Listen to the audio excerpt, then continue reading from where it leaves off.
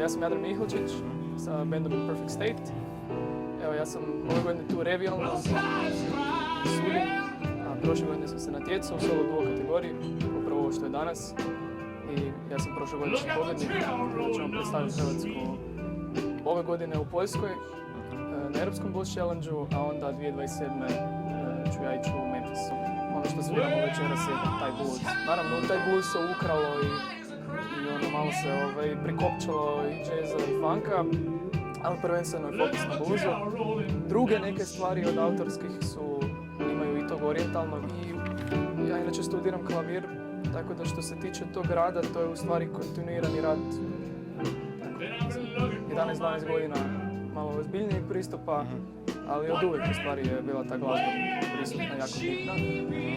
I mora se uvijek raditi. Nema dobre svirke ako nije jedan kontinuirani, stalni rad, ali barem ja tako razmišljam i radim za nadnice. Jer želim tu glazbu što bolje svirati. Ako to znači da ćemo dobro proći na natjecanju, to je samo dodatni plus neki.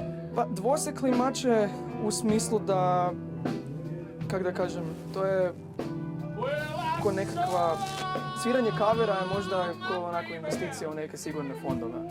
Neće baš biti preveliki nekakav dobit od toga, barem na nekoj osobnoj razini i osobnog zadovoljstva, ali je sigurna neka dobit. To ljudi plaćaju, to je ljudima zanimljivo. A svirat autorske stvari je malo onako riskantnija nekakva dugoročna investicija. U smislu, ja ću dugoročno biti puno sretniji ako ću svirat svoje pjesme, publici koja želi čuti moje pjesme. A što se tiče sad koliko je to financijski isplativo, to je veliko pitanje. Na početku nije. Evo, ja nekako, možda sam premlad pa sam preoptimističan, ali se nadam da može.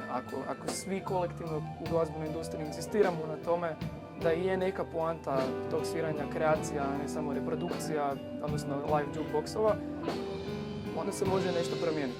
Ja sam siguran da publike ima. Samo, eto, mi moramo malo proći kroz to blato na početku. Blues je dosta specifičan, ali blues je isto tako, mislim, da, svi sviraju kavere, i majstori su svirali kavere. Ali u bluesu je poanta tog nekakvog osobnog izričaja. I svaki blueser koji je svirao neki kaver, čuje se da je to njihovo. Na neki način prisvoje tu pjesmu, prisvoje poruku, ali odsviraju na svoj način i daju sebe u to. Tako da ne bih rekao da nema autorstva u tome. I to je neka poanta bluesa, u stvari. To je glazba koja jako ističe tu nekakvu individualnu životnu priču osobe koja to svira, koja to pjeva. I to je jako bitno. Na tome treba inzistirati. Skidati točno kako je svirao Albert King ili Ray Charles je lijepo i puno se iz toga može naučiti, ali nije u pravom smislu blues.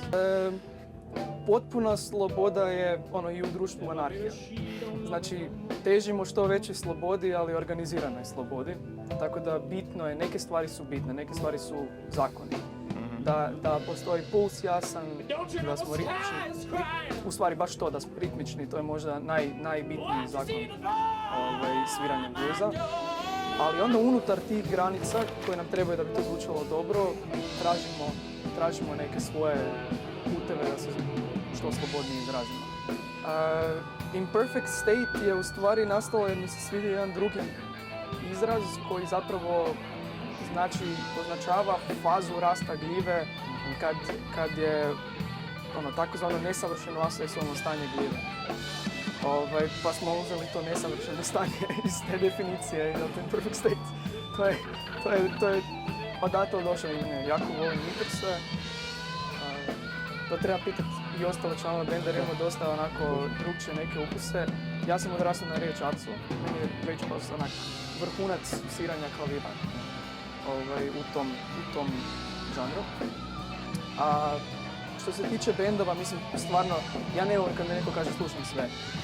Ne slušam sve, imam granice, ne slušam cajke, ne slušam i